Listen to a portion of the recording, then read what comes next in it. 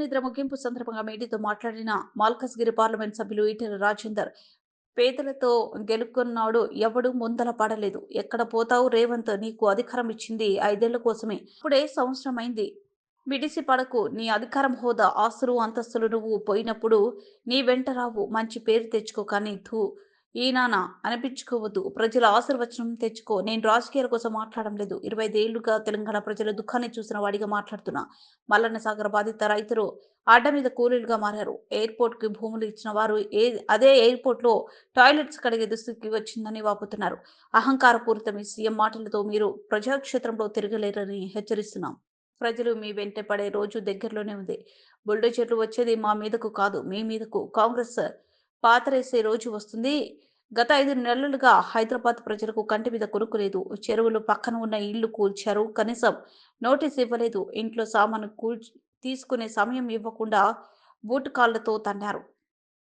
అనుకున్నాం, మా బతుకులలో వెలుగు నింపే ముఖ్యమంత్రి అనుకున్నాం కానీ, మా ఇల్లు కూలగొట్టే ముఖ్యమంత్రి అని కానీ, మా గుడి చేత కొట్టే ముఖ్యమంత్రి అని కానీ మేము అనుకోలేదని చెప్పి అంటా ఉన్నారు.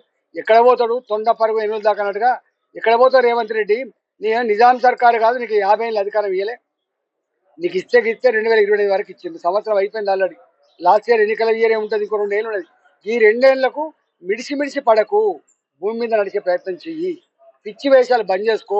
ఎవరు చెప్తుంది నీకు ఈ పైసలు నువ్వు పోయేటప్పుడు వస్తాయనుకుంటున్నావా? ఆస్తులు పోయేటప్పుడు రావు, అంతస్తులు పోయేటప్పుడు రావు, నీ హోదా పోయేటప్పుడు రాదు. చివరికి నువ్వు పోతున్నప్పుడు మంచిగుండనే అని చెప్పి నలుగురు ప్రజల ఆశీర్వాదం కావాలి కానీ గీననా అని చెప్పే పరిస్థితి తెచ్చుకోకు, మంచిది కాదు. మేము అనుభవం కలిగిన వాళ్ళగా చెప్తాం. మీరు రాజకీయాల కోసం మాట్లాడుతున్నారు. మాకు రాజకీయాలు ముఖ్యం కాదు, మాకు హోదాలు ముఖ్యం కాదు. కానీ 25 ఏళ్ళుగా మేము తెలంగాణ ప్రజల యొక్క దుఃఖాన్ని చూసిన వాళ్ళం. మేము ఇవాళ ఇదే మల్లన్న సాగర్లో గ్రామాలన్నీ కూడా ముంపుకు గురవుతుంటే వాళ్ళందరినీ డిస్ప్లేమెంట్ చేస్తే మంచి బంగ్లాలు కనబడతాయి, రోడ్లు కనబడతాయి. కానీ 13 ఎకరాలు 15 ఎకరాలు భూములు కలిగిన రైతులు ఇలా ఒక్క గుంటెడు భూమి లేక ఇలా వాళ్ళ దగ్గర పనిచేసే కూలీల లాగా జత కలిసి ఇలా అడ్డ మీద కూలీలుగా మారిపోయిన చెప్పి నువ్వు మర్చిపోకు. నువ్వు అంటున్న ఏమి నౌకలు ఇస్తావా? ఇప్పుడు నీకు ఇక్కడ ఇంటర్నేషనల్ ఎయిర్పోర్ట్ కట్టింది శంషాబాద్ దగ్గర, వాళ్ళ భూములన్నీ కూడా కొలుచుకున్నారు. భూములు పోని వాళ్ళకేమో ఎకరం 40 కోట్లు 50 కోట్లు అని చెప్పి మూసిపోతున్నారు. భూములు కోల్పోయిన వాళ్ళు ఏమైంది?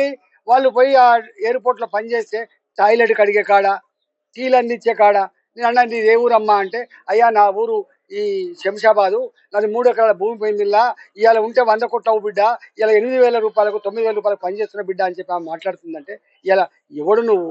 ఈ పోలేపల్లిలో భూములు పోయిన మహబూబ్నగర్లో ఏమిచ్చింది అక్కడ? ఇవాళ ఎవ్వడు కూడా పెద్ద పెద్ద నౌకర్లు ఇయ్యరు. ఇక్కడ ఫార్మా కంపెనీలు వచ్చినా నువ్వు ఏం చేయదలుచుకున్నావు? మూసి అటుపక్కకి ఇటుపక్కకు అంతటి భూములు తీసుకోవట్లే. పనిగిరి కాలనీ మీదనే పడ్డది వాళ్ళకు కన్ను, వాళ్ళకు కొత్తపేట మీదనే పడ్డది కన్ను, వాళ్ళకు మారుతి నగర్ మీద పడ్డది కన్ను, వాళ్ళకు రామంతపూర్ మీద పడ్డది. ఎందుకంటే ఇది మంచిగా ఉన్నది, విలువైన భూమి ఉన్నది. ఇక్కడ గజం 1 లక్ష రూపాయలు ఉన్నది. ఇక్కడ ఈ భూములని కూడా గుంజుకొని అదాని లాంటి అంబానీ లాంటి కట్టబెట్టి ఇక్కడ పెద్ద పెద్ద చూసిన నేను జ్యోతి పేపర్లు వేసిండు. ఒక పెద్ద సిటీ కట్టినట్టుగా 20 అంతస్తుల 40 అంతస్తుల భవనాలున్నట్టుగా మంచి బ్రహ్మాండమైన చెట్లు, ఆ విజువల్స్ అన్ని వేసి ఇవాళ చూపిస్తున్నారు. నీ రంగుల ప్రపంచం కాదు బిడ్డ. మేము ఒక తరానికి తరమే